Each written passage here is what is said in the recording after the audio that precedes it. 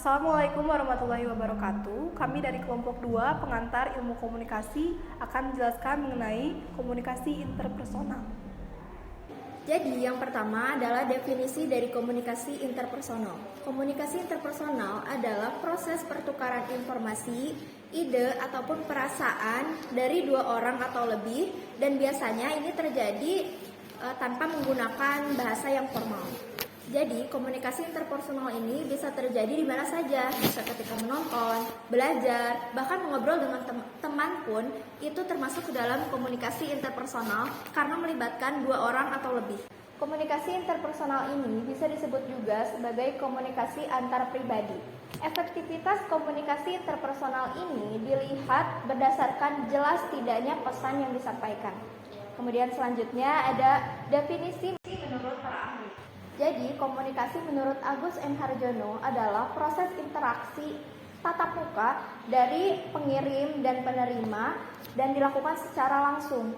Jadi, pengirim mengirimkan informasi, menyampaikan informasi yang kemudian akan langsung ditanggapi oleh penerima informasi dan dilakukan secara tatap muka. Sementara, menurut Yosef A. De Vito, komunikasi interpersonal adalah proses penyampaian pesan secara verbal maupun non-verbal antara dua orang atau lebih yang saling mempengaruhi.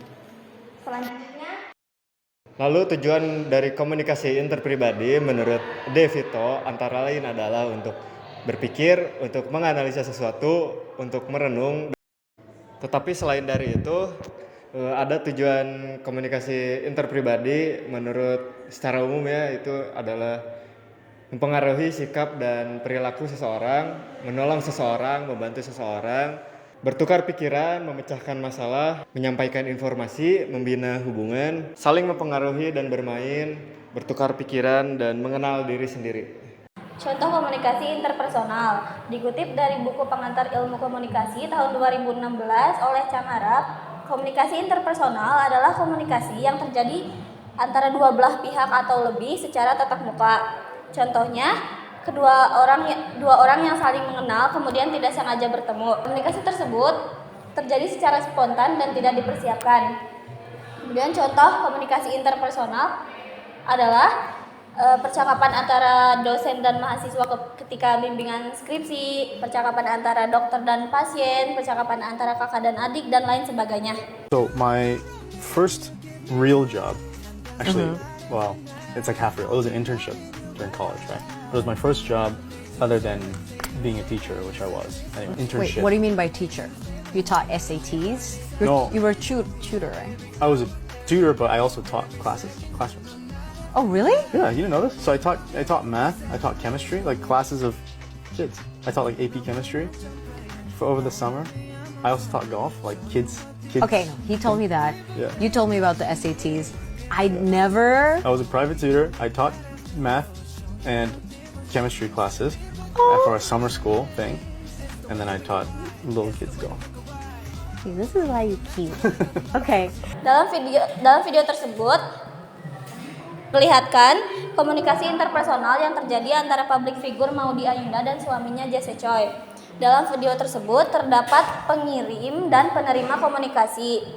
Keduanya menyampaikan pesan mengenai pekerjaan Jesse Choi sebelum bertemu dengan Maudy Ayunda yang menyebabkan Maudy Ayunda kaget karena belum mengetahui hal itu sebelumnya. Hal ini menimbulkan respon dari Maudy Ayunda dan terjadi timbal balik antara keduanya.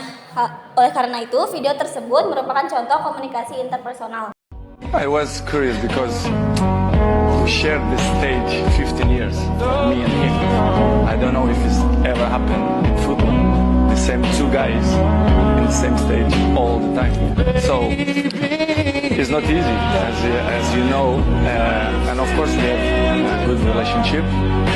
We not had a dinner together yet, but I hope in the future.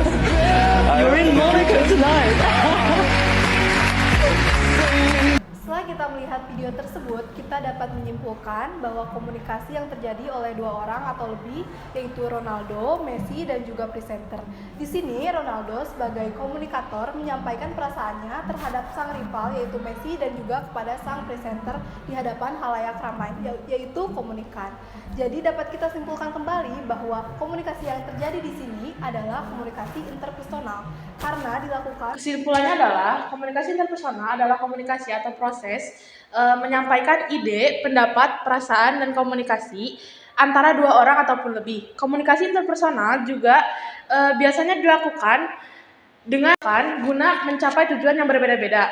Komunikasi interpersonal juga biasanya dilakukan secara tidak formal. Sekian presentasi yang dapat kami sampaikan. Mohon maaf bila ada kekurangan. Wassalamualaikum warahmatullahi wabarakatuh.